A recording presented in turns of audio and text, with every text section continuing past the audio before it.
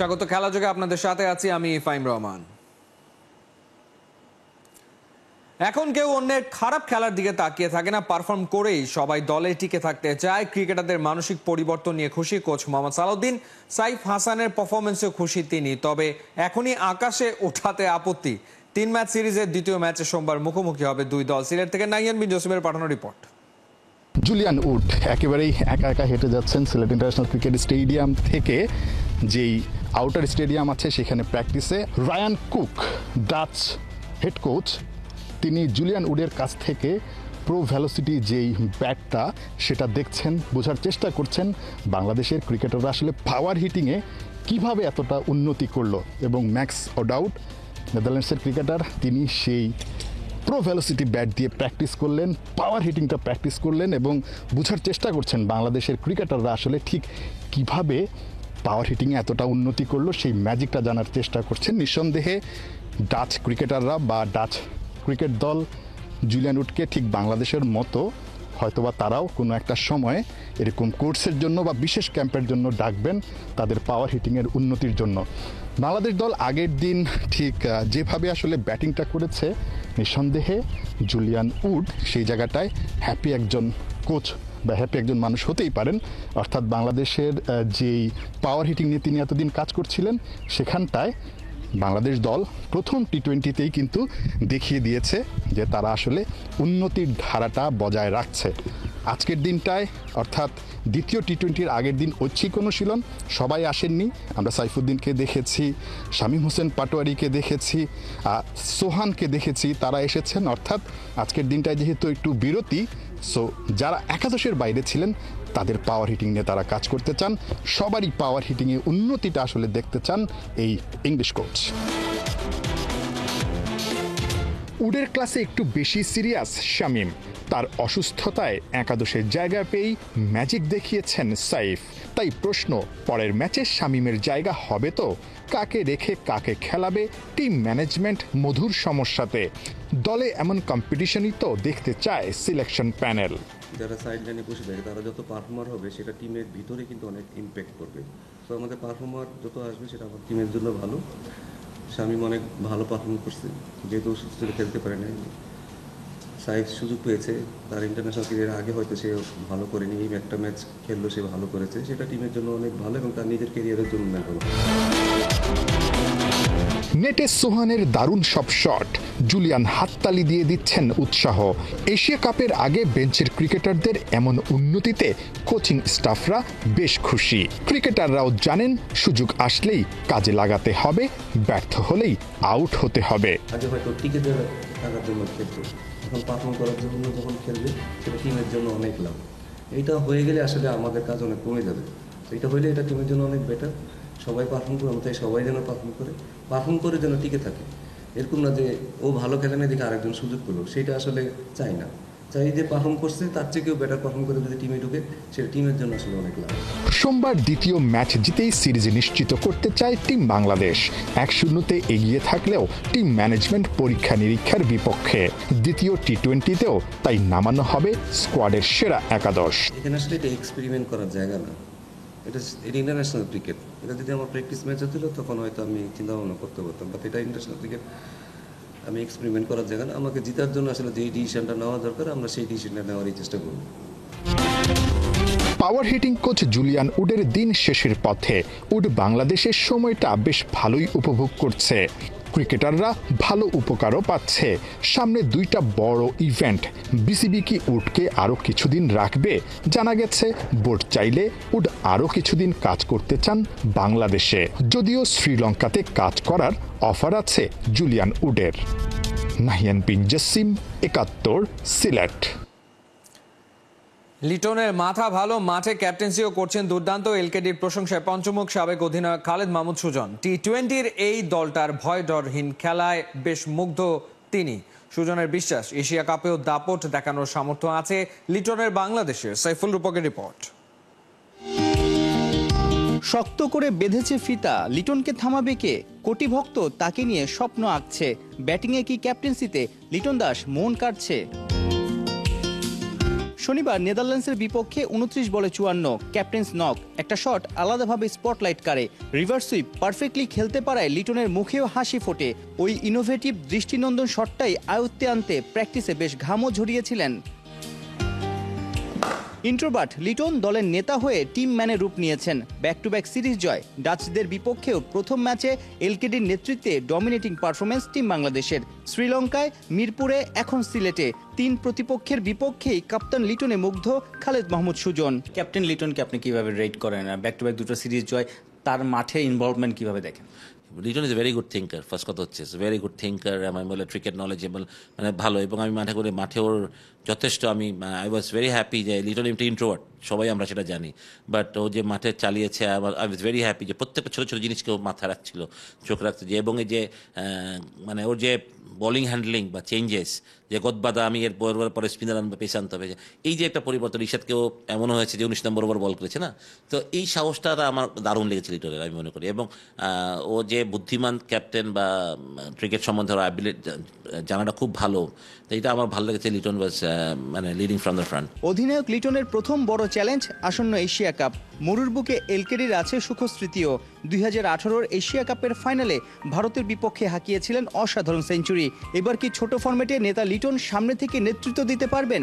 Group পর্ব ডিঙিয়ে ভারত পাকিস্তানকেও চমকে দেবে টাইগাররা। আপনি যদি ভালো ক্রিকেট খেলেন পারবেন না কেন, আমার কথাটা হচ্ছে, হ্যাঁ, আপনি পাকিস্তানকে তো এখানে হারালেন, আপনি ইন্ডিয়া আপনার জন্য টাফেস্ট টিম হবে।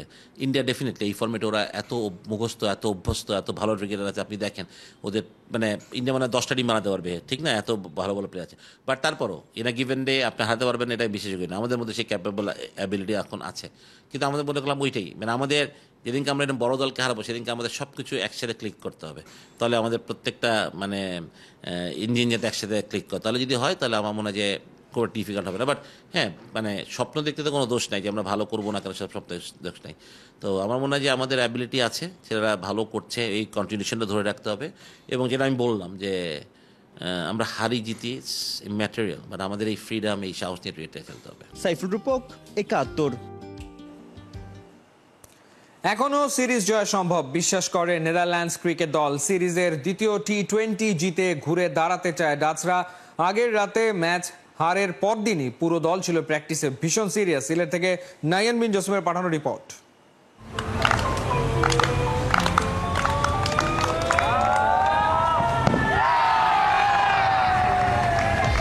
প্র্যাকটিসে একেবারেই চনমনে নেদারল্যান্ডস ক্রিকেট দল।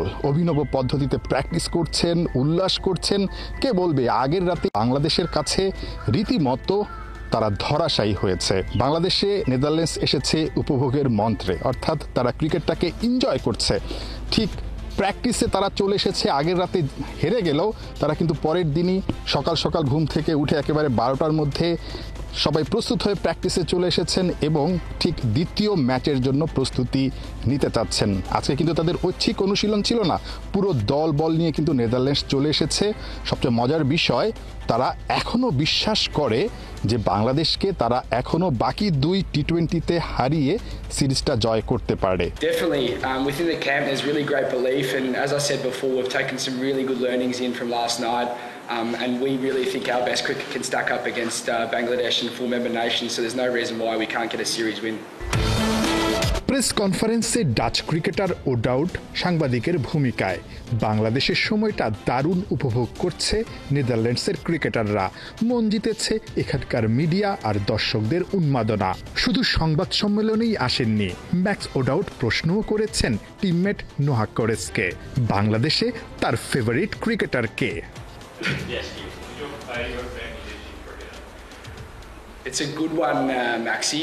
There's a number of honourable mentions, but I think it's hard to go past. I've seen him bowl, and I've seen him in the 2024 World Cup last year, and to face Mustafizur Rahman was a really cool experience. Is that better? শিষ্যরা যতই নির্ভর থাকুক, serious তাদের গুরু। আগের ম্যাচে শিষ্যদের করা সব ভুলের ফিরিস্তি বোর্ডে লিখে মাঠে হাজির রায়ান কুক। এখনই হাল ছাড়তে নারাজ ডাচ উস্তাদ। বিশ্বমঞ্চে সাউথ আফ্রিকা, ইংল্যান্ড, বাংলাদেশ, জিম্বাবুয়ের মতো দলকে চমকে দেয়া দলটার বিশ্বাস এখনও ঘুরে দাঁড়ানো সম্ভব। Credit goes to the Bangladeshi bowling attack. I think they threw something at us that we sort of we can plan for what I like, but in those conditions, I think they're really sort of waxed and they know what they want to do. And as a batting group, I think we came up with our plans, but it's just about executing it better. And I think it's a great opportunity today at training to work on our plans and our skills, and I'm sure we can put out a better performance in the next 2 games. Nahiyan বিন জসিম, ৭১, সিলেট। বাংলাদেশের সাথে ভালো সম্পর্ক হওয়ার কোনো উপায় নেই Ryan কুকের। একে তো এখান থেকে চাকরি হারানোর স্মৃতি আছে, তারপর নেদারল্যান্ডসের হেড কোচ হিসেবে এসেও দল বিপদ সামাল দিতে পারছে না মোটেও। প্রথম ম্যাচে অসহায় আত্মসমর্পণ করেছে ডাচরা। কুক অবশ্য বলছেন বাংলাদেশ একটু বেশি ভালো খেলেছে, তবে কি তিনি যে জায়গায় দেখে গিয়েছিলেন দলকে সেখান থেকে উন্নতি হয়েছে? খালিদ জামিলের রিপোর্টে বিস্তারিত। 11 বছর, পাকা 11 বছর পর বাংলাদেশের মাটিতে এবার পা রেখেছে নেদারল্যান্ডসের ক্রিকেট দল। 2014 টি-20 বিশ্বকাপ খেলতে এসেছিল ওরা।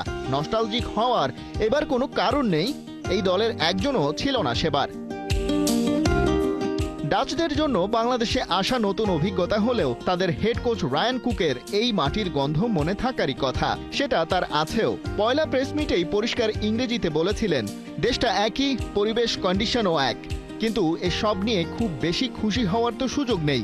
তাকে ব্যর্থতার দায় নিয়ে চলে যেতে হয়েছিল।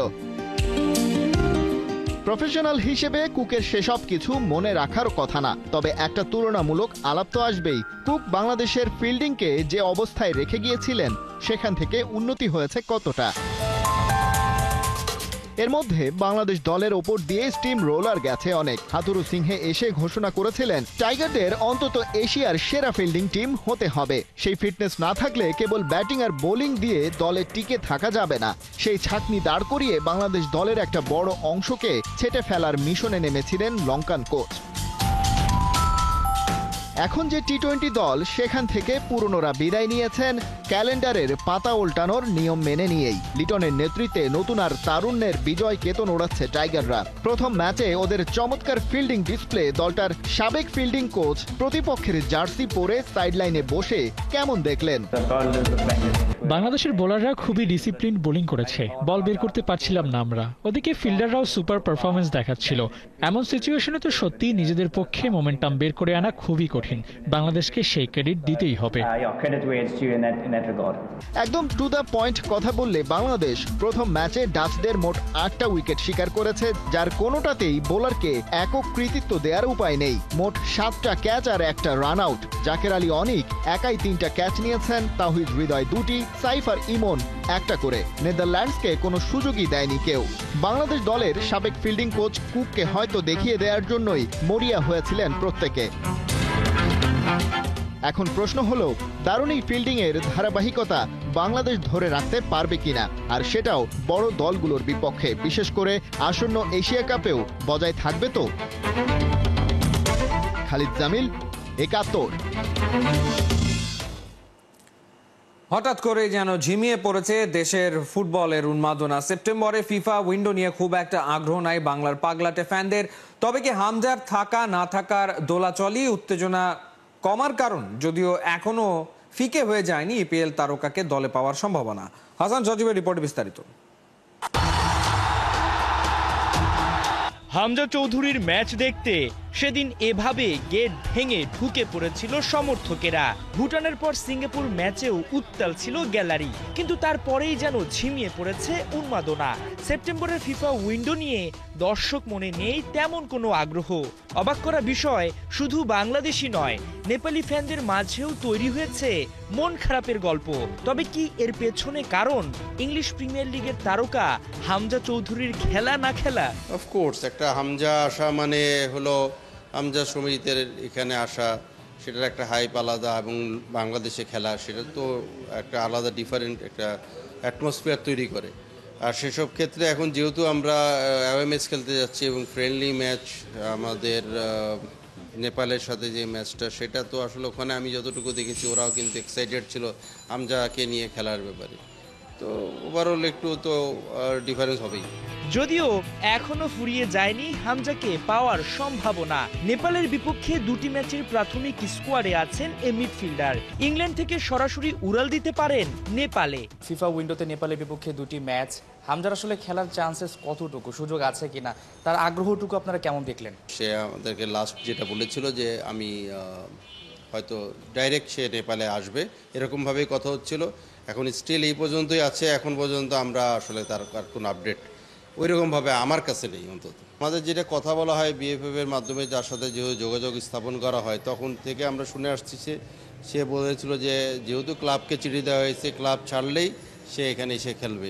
হামজার যোগ দেওয়াটা যেমন ফ্যানদের জন্য হবে বড় পাওয়া, তেমনি তার উপস্থিতি দলকে করবে চাঙা ও ব্যালেন্সড। কারণ অনূর্ধ্ব 23 এশিয়ান কাপ বাছাই পর্ব খেলতে গিয়ে অনেক ফুটবলারই নেই ফিফা উইন্ডোর স্কোয়াডে। প্রস্তুতি হিসাবে এটাকে তো নিয়ে যাওয়া হচ্ছে অক্টোবর মাসের ম্যাচের জন্য, তো ওরাও যেহেতু ওখানে খেলার মধ্যে থাকবে, এটাও আমরা এখানেও থাকবে, তো এই দুইজনের কম্বিনেশনে কিন্তু অক্টোবর মাসের টিমটা সিলেক্ট করা। নেপালের বিপক্ষে দুটি ম্যাচ সামনে রেখে বেশ আগে থেকে ক্যাম্প শুরু করেছে লাল সবুজরা। এরই মধ্যে কেটে গেছে বসুন্ধরা কিংসের ফুটবলারদের পাওয়া নিয়ে সংশয়। আগামী 3 সেপ্টেম্বর নেপালে উড়াল দিবে লাল সবুজরা। হাসান সজীব, 71। অনূর্ধ্ব 23 এশিয়ান কাপের বাছাই পর্ব খেলতে ভিয়েতনামে বাংলাদেশ দল শেষ হয়েছে প্রথম দিনের অনুশীলন। ছেলেদের নিয়ে আশাবাদী দলটির সহকারী কোচ হাসান আল মামুন। তপু জায়ানরাও দারুণ আত্মবিশ্বাসী। 3 সেপ্টেম্বর ভিয়েতনামের বিপক্ষে টুর্নামেন্ট শুরু। এর আগে দল হিসেবে প্রস্তুত হওয়াটাই মূল লক্ষ্য, আর এখানে সফল ট্রেনিং এর কথা জানিয়েছেন ম্যানেজার হাসান আল মামুন। শাকিল, তপু, জায়ান আহমেদদের নিয়ে রিকভারি সেশন হয়েছে টিম হোটেলে। স্বাগতিকদের মোকাবেলা করে কোয়ালিফাই করতে আত্মবিশ্বাসী দলটির প্রবাসী ফুটবলার জায়ান আহমেদ। কমতি হিসেবে ধরা যায় ফামিদুল ইসলামের না থাকা। 3 সেপ্টেম্বর ভিয়েতনামের বিপক্ষে খেলার পর 6 সেপ্টেম্বর ইয়েমেনের বিপক্ষে ম্যাচ, আর সবশেষ প্রতিপক্ষ সিঙ্গাপুর।